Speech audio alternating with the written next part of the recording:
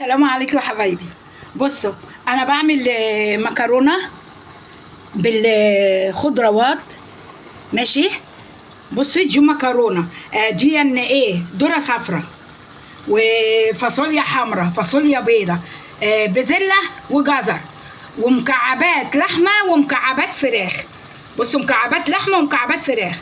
بص دي انا عامله قد ايه، بص المكرونه قد ايه. انا عامله الخضار اكتر من المكرونه.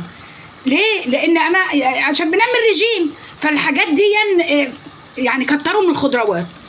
في ذره صفراء، في فاصوليا حمراء وفاصوليا بيضه وبزله وجزر وبصل، كده بصل صغير كده قورمه. بصوا، ومكعبات فراخ وبصل كده صغير، مكعبات لحمه. بص يا حبايبي، مكعبات لحمه، بس البخار ايه، مخلي الشاشه مش حلوه. بص اهو، انا مورياكم كده اهو. بصوا مكعبات لحمه، طماطم، لحم طماطم متخرط مكعبات.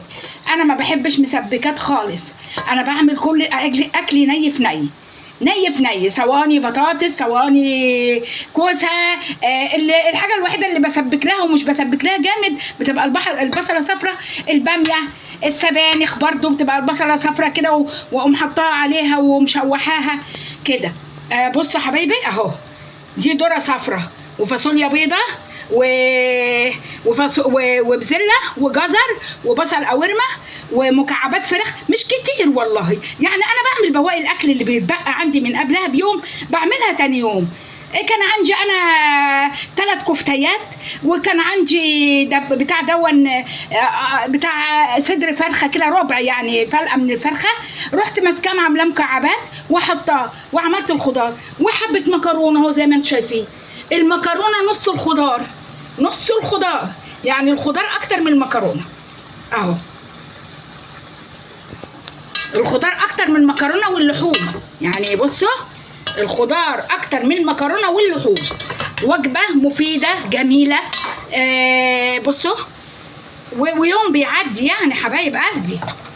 ولو عندكم اطفال، عندكم احفاد، الاكل ده مفيد جدا لهم، جميل. دخلت لهم الذره الصفراء، دخلت لهم الفاصوليا الحمراء والفاصوليا البيضاء والبزله والجزر. اللي مش بياكل ده ياكل ده ويشوف منظر يعني في الاخر هوريكم الطبق شكله ايه. ماشي حبايبي.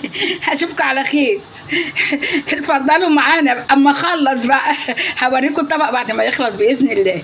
وحشتوني والله كتير. اي حد عاوز وصفه يقول لي وانا اعملها له. ماشي حبايبي، سلام عليكم.